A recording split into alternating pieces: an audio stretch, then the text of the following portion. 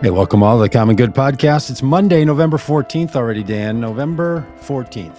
It's been a week since the day when we say no more votes. You have to vote by that day, and now we'll count them apparently for a month. It'll be a month's worth of counting, but we're not going to, we're not going to let you vote after that. So we're still in the voting season. I like how I heard somebody say it the other day. They said, voting is now this like month and a half, 2 month long process from when votes start for early voting up until we're done counting them, could be mid-December. So, it's a season like, you might refer to the holiday seasons. Yeah, an election season, the campaign side of things seems to start earlier and earlier.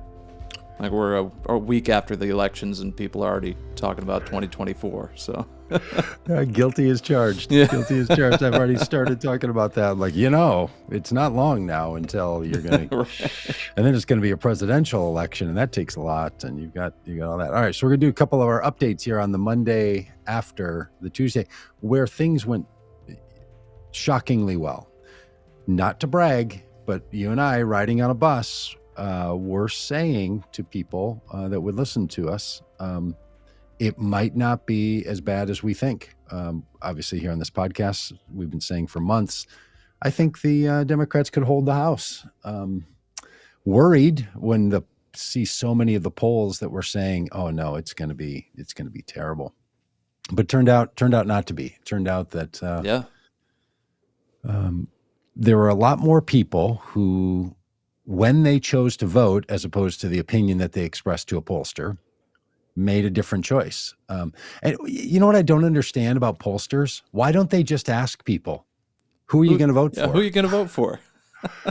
like truly, we should have some pollsters on sometime and just say, like, why the tea leaf reading here? Why like the whole favorability of Biden or Trump or whoever? It's like, well, you can not be super happy with Biden and still vote for Josh Shapiro in Pennsylvania.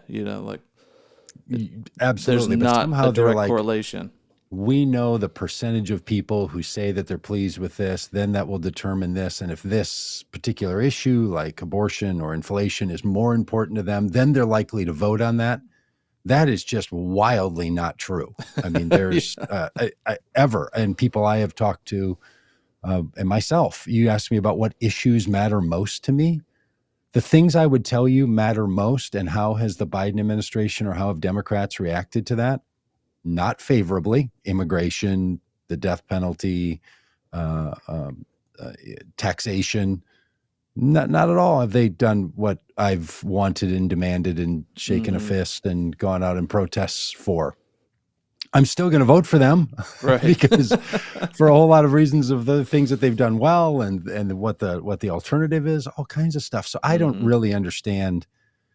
And I'm not trying to just be one of the other people jumping on pollsters, but at some point we have to say to ourselves, maybe the predictive models that go into how people answer certain questions will determine their future behavior is not all that accurate. And maybe we're just fine just asking people. And maybe the only day you should ask people is, on the day of the election, because it caused all kinds of decisions to be made that weren't accurate. But having said that, at this point, it's still a pathway possible for Democrats to hold the House of Representatives. There's like 10 races I saw in a news article today that they really think are still up for grabs. There's like 20 or 30 that are not yet called in the people running for the House of Representatives. But 20 of those or so are pretty well settled. Like one of them is for sure settled. They don't know who's going to win, too early to call, but it's two Democrats running against each other in California because they have a nonpartisan, way of people ending up on the ballot. So you could have two Democrats or two Republicans running against each other. So it's things like that, or places where it's clearly it's too early, but it's gonna happen. But then there's 10, and if the Republicans win 4 of those, or something like that, 4 or 5, they're going to win. If Democrats win 6 or something like that, then they're going to take control of the House by one vote, by one member, which will be terrible for either party. Yeah. Because if you have zero, like literally zero margin, and you try to pass anything, if someone is sick and can't be there to vote, if someone chooses not to vote with you, if three of them get together and form a coalition of no to anything, it's just going to be unbelievable. Might be really good that there's such evenly divided power on, between the two houses, between the two parties in the House of Representatives, or on either side. Yeah, people might have to actually work together and get some things done. People might have to cross the aisle, and you might have to pass some legislation that you couldn't or wouldn't have passed the other way, which could really be good. Let's start with border changes. Let's start with immigration policy. Let's make it easier for people to legally come in the country. Something, if you listen to the podcast, watch the live stream, and you don't want to hear that phrase every couple of weeks, this might not be your podcast, because I think it would be not only good for the country, I think it would be really good for the overall political system to finally take immigration off the table as a political issue and let both sides of the political spectrum come together, make it easier for people to get in the country. And I don't know why Republicans keep resisting it, unless they're just, have some blood and soil kind of narrative that wants only certain people to be counted in this country. Because if you're worried about electoral politics, what's been proven out over the last 5 years is that immigrants to this country are willing to vote for both parties. Florida has shown that. Texas has shown that. California has clearly shown that. So this old notion that, well, all you need to do is pump in a bunch of, immigrants from Central America, South America, or parts of Africa, and then Democrats are going to have a permanent majority. That's just not playing out at all. It's never been particularly true. It certainly isn't true in those three big states, California, Texas, and Florida. And it's likely not to be true anywhere else in the country. So it shouldn't be a political issue. People should just get it solved and stop the human crisis that's happening around immigration. But that's not where we are now, and that's not what anybody voted on. I really thought that Democrats were going to pay a price for not being better on the border than they were. Turns out Republicans tried to use that issue to punish Democrats, and they couldn't do it. And it just didn't rise to the level of losing our democracy and some of the rest of it. And I wonder if some of that anti-immigration stuff backfired. Like, people saw what Ron DeSantis did. Totally. And saw through it as just a cruel political stunt, and said, "That's, we might be concerned about the border, but that's not the way to do this." Yeah, I guess maybe around the country, but apparently not in Florida because the guy won. Again, we talked about this on Friday, so I don't want to just only rehash that point, but I think we shouldn't overinterpret large-scale behavior into specific opinions about political topics. It's really hard to say, oh, around the country, in Kansas and in Maine and Vermont and Minneapolis and West Michigan, people voted for candidates. Therefore, people think this in America. It would just be, I just think that kind of, it's the reverse engineering of what the pollsters are trying to do, where the pollsters try to say, how do you feel about an idea? Now I'm going to interpret your future behavior, to take people's past behavior and to extract out of it what they were saying. I think politicians really make a huge mistake when they do that. Even on exit polls, even if you say to somebody walking out, hey, what was it that really caused you to come and vote today? Nobody's motivated by one single thing. Everybody's a complex mix of emotions and desires and passions and worries and all that. So this idea that we can reverse engineer what people were saying and what they were doing it's just inaccurate. So, but it's what the political chatter class, including us, are made out of. What else would people talk about? How else do you interpret what Americans think and feel? We're still going to try to make sense of what happened, whether or not it's accurate at a large scale or not.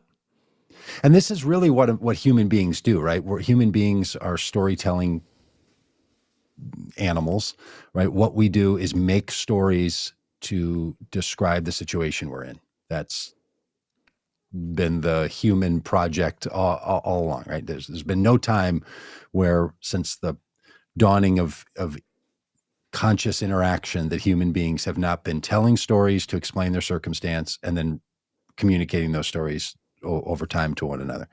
The stories are not always accurate that we tell about what's happening, but it's what frames the human experience. We narrate our lives in such a way that little data points, little experiences start to make sense in certain ways, and that's how we make sense of the world, right? That's our frame of reference. So of course we're going to do this. Of course politicians are going to do it. Of course pundits are going to do it. But we should always, just keep in our minds. This is the postmodern side of my thinking. Way back in the 90s, when I was learning the impact of postmodern consideration of the narratives that we tell in a society, is the realization that the story you're telling and the recap and the rationalization for how the world is, that's not simply based on all the information, right? Mm-hmm. And what actually happened. It's an interpretive act used to make sense of the world for some moment of particular, well, postmodern theorists would say, for power. That somehow people are passing along the ability of power to one another by these stories that we tell. So that's what we do, but they're not accurate. And this isn't just the old story of like, hey, the winners get to tell the story. That is true as well. It's just our daily interactions, and we reinforce this all the time, right? Kids come home from school and parents and caregivers say to them, how was your day?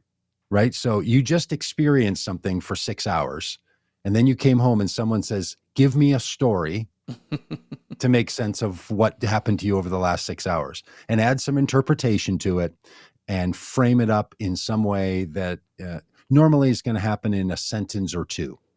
Or for my kids, a single word. Fine. Fine. It was fine. What'd you do today? Nothing. Right. There's times where I think, well, those kids they've got to figure it out. Like, I can't possibly interpret this. The whole,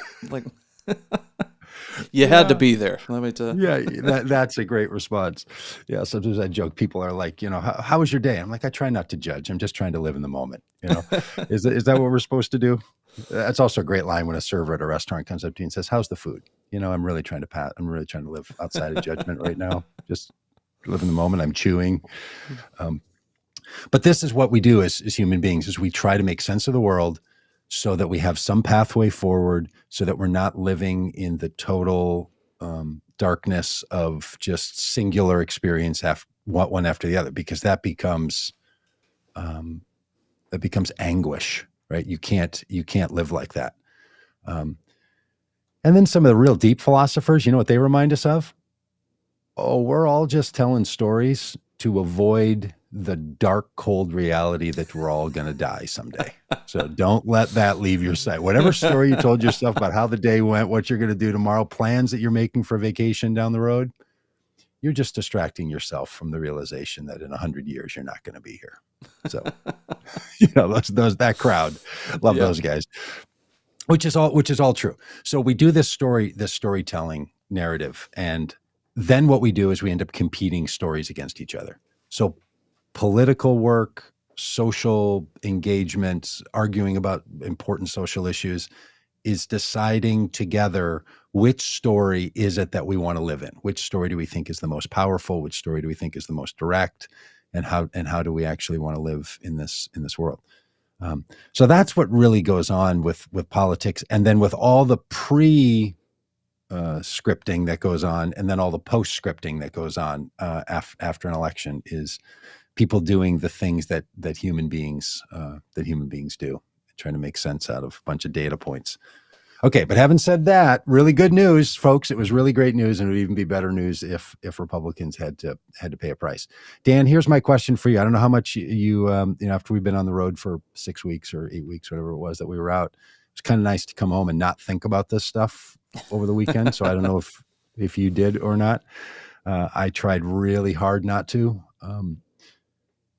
But it seems to me that Republicans are facing a moment where they could say to themselves, this is not going well. Since 2016, it's been a series of losses. Not entirely true in 2020, because they did win some governorships and they did win more seats in the House than they lost. They didn't take over the House for 2020, but they did gain back some. But then they lost the Senate, and now are in jeopardy of not doing nearly as well as they should have or could have in the House. They lost all state legislatures. So that was a data point. I heard this morning, that this is the first time since 1934 that the party whose president was in office after his first term. I mean, talk about your specific categories, right? So when the president is in their first term, that party did not lose legislatures around the country, the control of legislatures, in fact, gained them. So this was a really seismic shift at some of those levels, like what happened in the states, as well as what happened at the federal level, and what happened with governors. They won back a bunch of governors. The kinds of things that Republicans were doing in 2008 when Obama was elected. It was a steady slide after Obama's election. And when the Democrats had control of the House and the Senate in 2008 or 2009, 2010, that they just started losing state houses and state governorships over and over and over. And that now has reversed. And this was, it's possible that you could have Democrats still in control of the House, in control of the Senate, the White House, and a bunch of state legislatures and governorships that they didn't have a year ago. Amazing. Yeah. I mean, it really could be seen in political terms as an absolute Republican wipeout. Yeah. I'm here in Michigan, and that was the case here for the first time in 40 years. Democrats held the governor's office and took over the state legislature, both chambers. And I think that's really encouraging, because at the state level in Michigan and a lot of other places, that's where some really bad stuff was happening, like really damaging policies. You saw, anti-trans bills getting up for votes. And so the state legislatures is where a lot of stuff happens. And I feel like Democrats for the last few cycles have sort of dropped the ball, where Republicans have been really focused, really organized at the state and local level to fill those seats. It's kind of playing catch up and kind of just undoing some of the damage that's been done over the past 2 to 6 years. And so it's a good sign, though. It's a good sign. Hey, and in fact, one of the people that we supported in 2 events in Michigan, Winnie Brinks, is not only won her seat to the state Senate, the state legislature there, but she's the head of it. She's like the head of the state Senate now. Nice, so yeah. really great. Yeah, she was talked about. She was bragged about on MSNBC over the weekend. So I try not to watch a lot, but I happened to just catch a moment, and people were like, "Okay, in Michigan, there are significantly strong leaders. A number of them turn out to be women, from Governor Whitmer to Winnie Brinks and the Attorney General and others." Yeah, just like a real run of these very competent and rising star politicians. Yeah, it's really something pretty great. And what's neat is it's not just that they are going to vote for the Democratic platform. It's that they're good people. We got to meet a lot of them on the road and work with them, and they're just like really competent and kind and good people. Positive. So yeah. I mean, and that's what I think this election was about. I think ultimately around the country, people felt like it was a threat to democracy and a kind of cruelty that's been in the system for so long, and people don't want it anymore. I know it's hard to put too much, as I said, on a particular thing, but overall, it just seems like, because you have enough data points of at least the democracy denying crowd and the election denying crowd and the insurrection supporting crowd, anybody who was in that zone either really struggled to win in races they shouldn't have, or they just flat out lost. Yeah. So that's good news. But hey, now Laura Trump, the daughter-in-law of the twice impeached failed presidential candidate, Donald Trump, says the lesson to be learned here is that we need more Trump. We need more Donald. We need Trump back. That the only way Everyone's we're ever trying to going to tell a win. story and make sense of this through a narrative. That's one I didn't expect. But Here's a story from the daughter-in-law. And, as we were joking about before we started the video here, why does anybody care about the former ex-president, twice impeached guy's daughter-in-law's opinion? But apparently and this is the thing about patriarchy, right? Just to, make a hard turn in some people's minds if their heads just snap back and they're like, patriarchy, how do you get to this? This business about the adult or minor aged children of people as being a reflection on them, like who raised these people? Like, you don't ask the question, who raised you, to determine the behavior of an adult. And you don't say, well, this person married the son of someone, therefore they have some sort of input and some sort of power. It just makes absolutely no sense that we act like people who are related by marriage or birth to someone makes them significant to the conversation that they're having.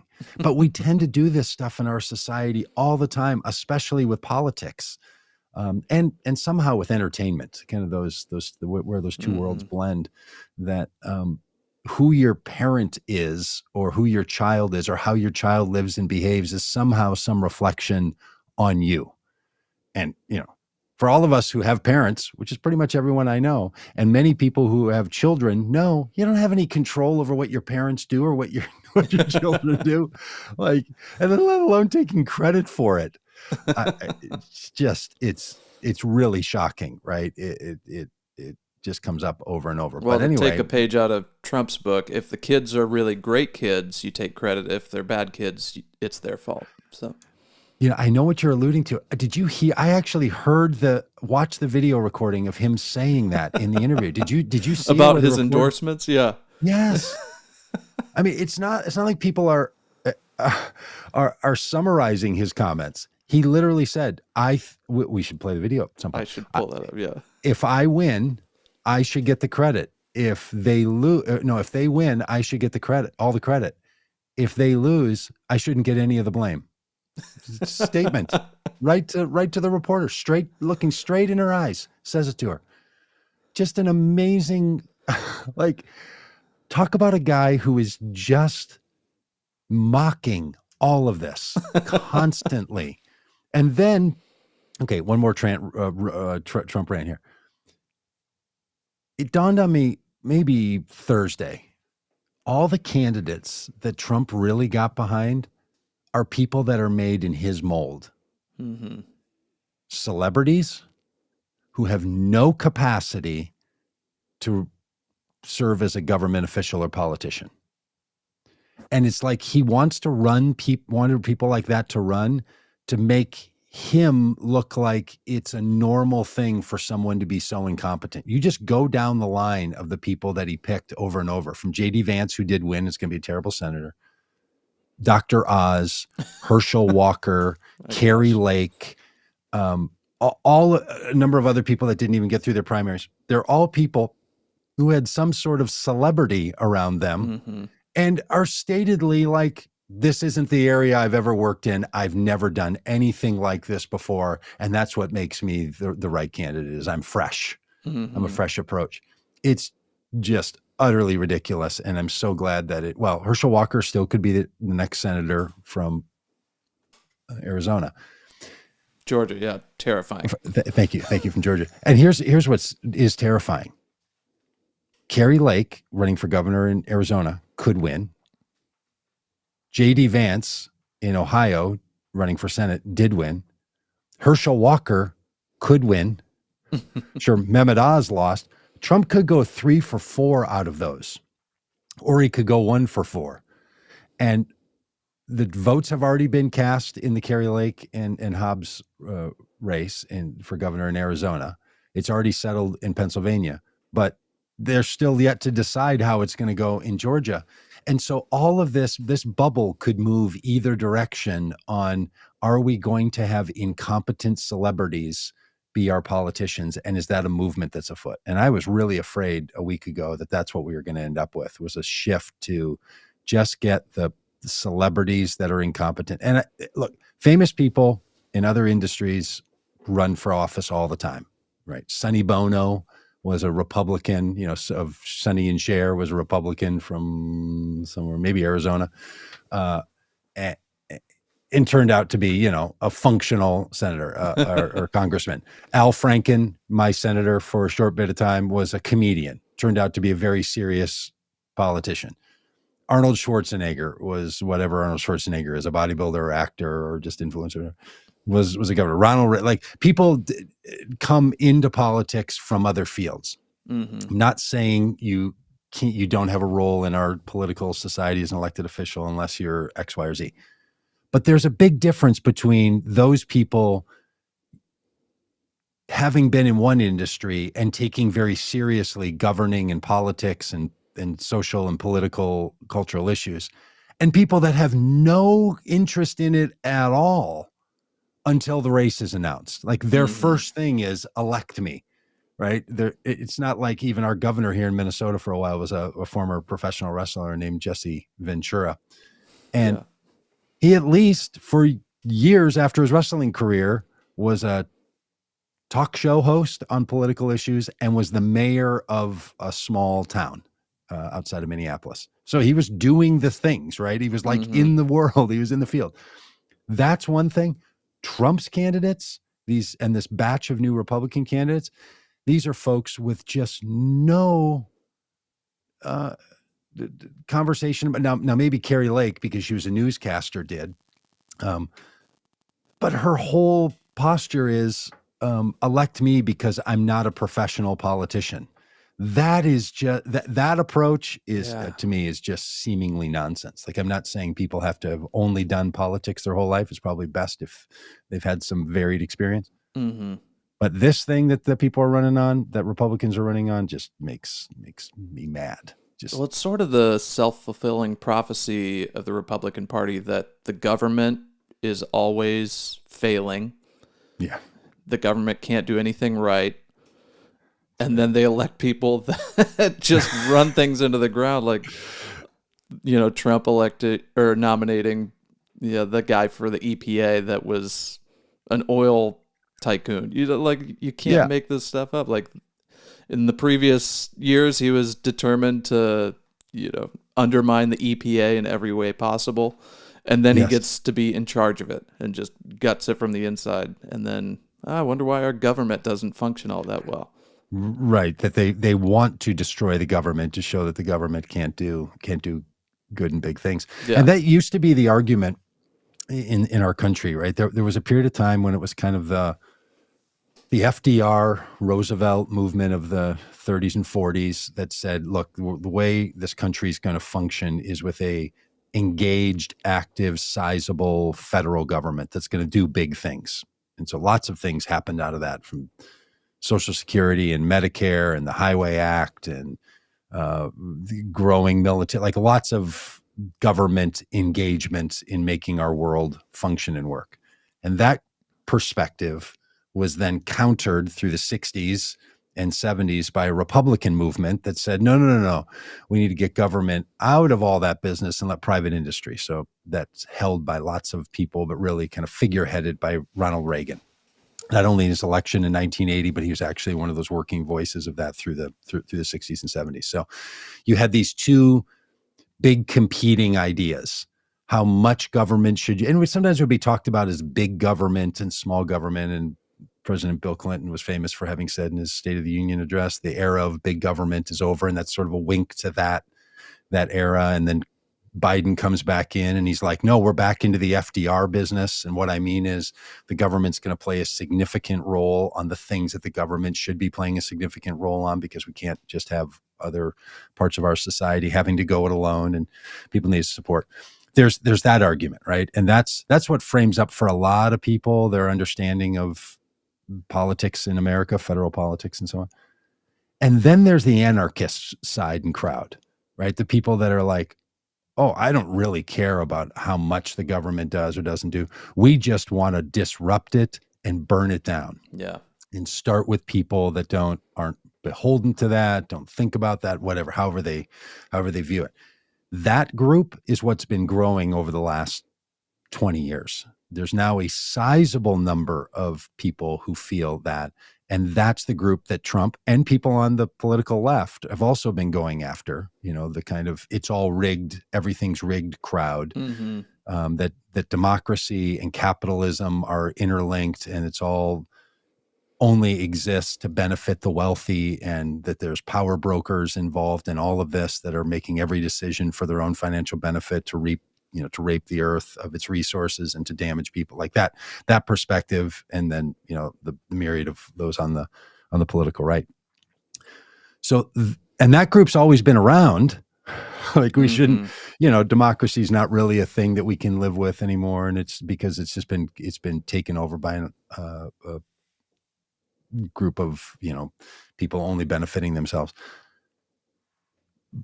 But under Trump and under the current movement of the Republican Party, it's become so much more normative that's the crowd that so many of these candidates come out of. So when someone runs as I'm not a politician and I'm going to be in here to shrink it or clean it up or drain the swamp or fill in the blank, that's what they're getting at, right? That's that anarchist side of things. And this election, I think, was not about big government versus not big government or big industry, the old FDR Reagan fight. It was, how much power are we going to give to the election denying, tear it all down, break it all, don't fulfill it, and just move all this stuff to elected officials and judges. And that really started to clarify for people with the Dobbs decision and some of the other decisions that they watched Republicans trying to support, that it felt to people like, what are we doing? What are we doing? It didn't feel like America, and it felt like there was a path. There was another story being told that just had nothing to do with America and all the rest of that. Yeah, and I think it's possible that there was a fair number of people that were, I don't know, fair weather fans, like going along with it while it was fun and it's just two teams duking it out. And then all of a sudden there's real life consequences and people start to step back and say like, well, maybe we shouldn't keep leaning into these election denying like bullies, because that's what a lot of them ended up being, is like picking on trans kids and picking on minorities and immigrants and asylum seekers. And I think, a lot of people have been looking for an off-ramp for a while anyways. And I've said, that's a bit too much for me. Yeah, I think you're right. I think it has built over time, right? It's not just, hey, what happened in the last 3 months. Right. It's, what has this story been for the last 5-7 years? And just don't want that to happen anymore. It's, I hope, at least I hope that's what, as we narrate our own sort of version of why do we think people behave the way they do, so in other words, everybody came home from the election, from the voting booth, and someone said, well, how was your day? What'd you do today? It's a little hard to describe what you did, what you did today. But here's what the real shocker is to me, Dan, for on this Monday, the 14th, a week after Election Day. If Democrats don't maintain control of the House of Representatives, it's because of not electing Democrats in what are often referred to as blue states. New York, Oregon, California. Those 10 seats that are up for grabs in those states, a couple of them in Arizona. Losses from Democratic sitting Congress people in New York, 4 or 5 seats in California is what's put it in this place. Had Republicans only performed as well as they did in previous elections, even though there was some redistricting in New York, Democrats would have won. But for some reason, Republicans in these blue states outperformed previous election behaviors and flipped those seats. It's really quite shocking. And if we keep saying things like, I live in a blue state or I live in a red state, there aren't any states in our country where there's 100% of one party or the other. even in the bluest of blue and the reddest of red states, there's people who are from the other political side who are elected and are representing constituencies in those places.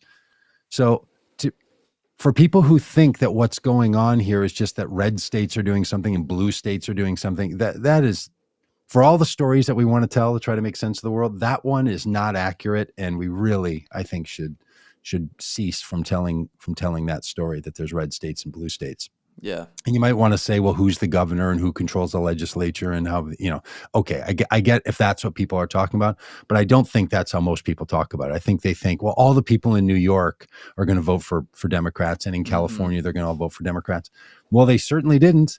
And congressional seats were flipping in those places. Had they held those seats, Democrats, they would have been up 230 seats in the House. Unbelievable that what it's coming down to is if Democrats in California will win their seats. If Katie Porter, one of our favorites around here, wins her seat in California, it's going to be a big indicator if Democrats maintain control of the House.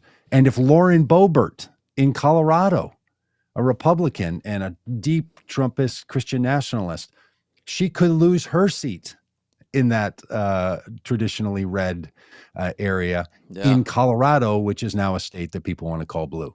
So this red-blue business, it's not descriptive in any useful way, right, for what's actually going on in the country. And it's a reminder of just the razor-thin margins that so many of these races are running on.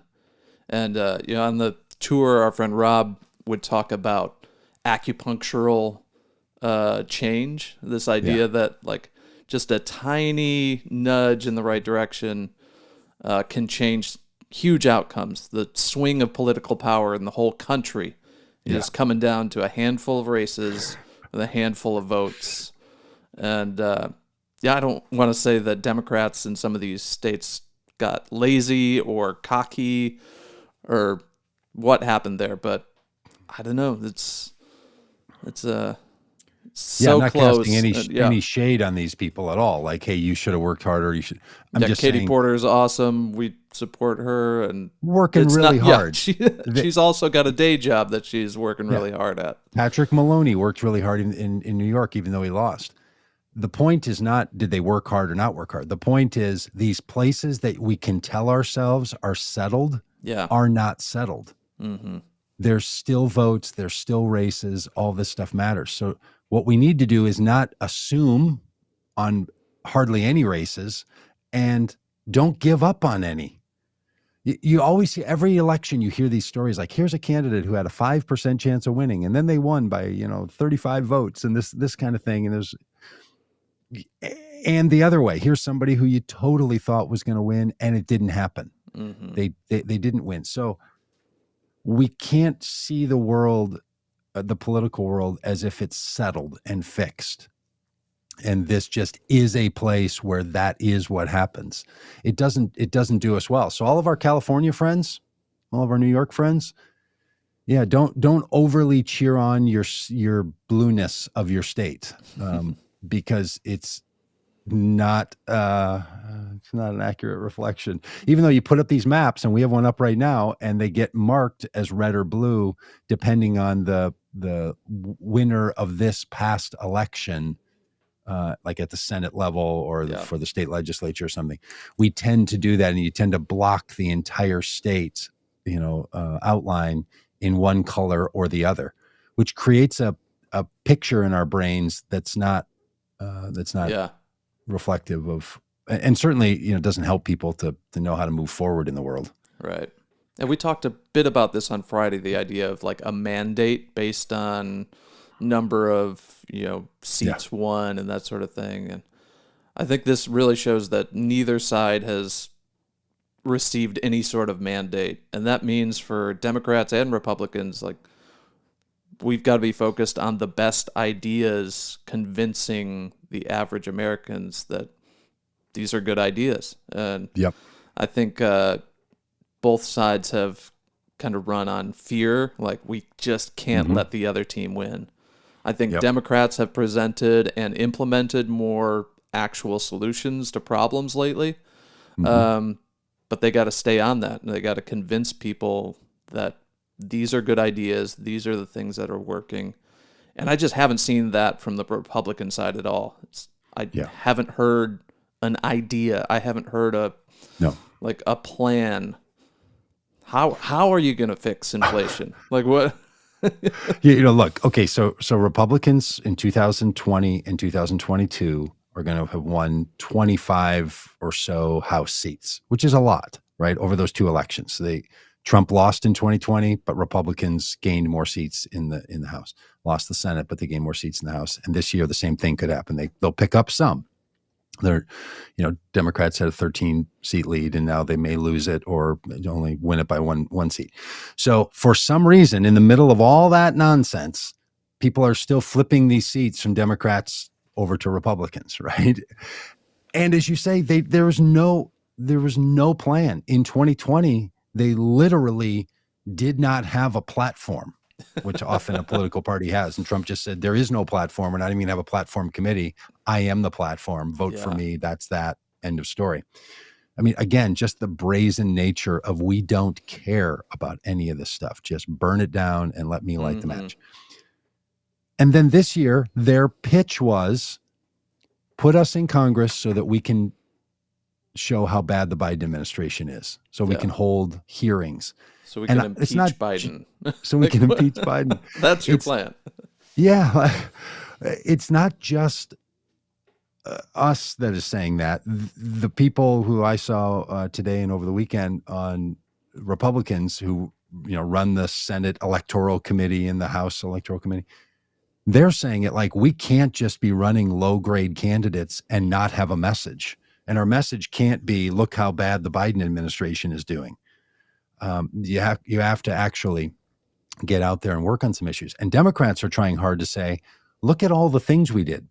Infrastructure passing, prescription bills, student loan deferment and cancellation, the CHIPS Act that keeps manufacturing in the United States, like a whole bunch of things that are insulin capping of the price for seniors, like things that really matter to people.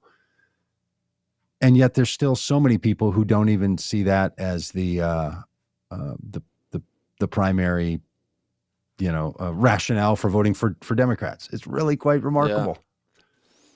Yeah. And on the flip side, there's people that think, well, that's why there's inflation. We spent too much on infrastructure. Which, okay, Friday's coming. We can have that conversation. That's not why. Yeah. That's all right. Was that good for today? Hey, great. Tomorrow, if Trump still makes his announcement at 8 p.m. Central Time, 9 Eastern, we're gonna do a live stream of that. So and kind of talk over the guy, because I think his big announcement is, I'm apologizing for all the wrong that I've done to this country. My deepest and sincere apologies. I'm turning myself into the Justice Department, and I'm going to confess to my criminality. And that's what I think the announcement's going to be. I finally flipped that Bible the right side and read it, and I am repenting, and I confess. I repent. Lock me up. That's what he's going to do. He's going to start the lock me up chant. Lock me up. So that's what I think's coming tomorrow, and I can't wait to be on to watch him, confess his wrongdoings. Yeah, so join us tomorrow, and as always, if you could head on over to YouTube and subscribe, that'd be helpful, and just hit play. Watch a bunch of videos. Yeah. If you were a regular podcast listener and missed the last couple months of podcasts, that's because we were on the road, and you can see a lot of those live streams and events and confronting Christian nationalism trainings on the YouTube channel. So that's what we've been doing for the last couple months. Tons of content up there. So check that out. Hours of Christian nationalism enjoyment. Yeah. Okay. See you, buddy.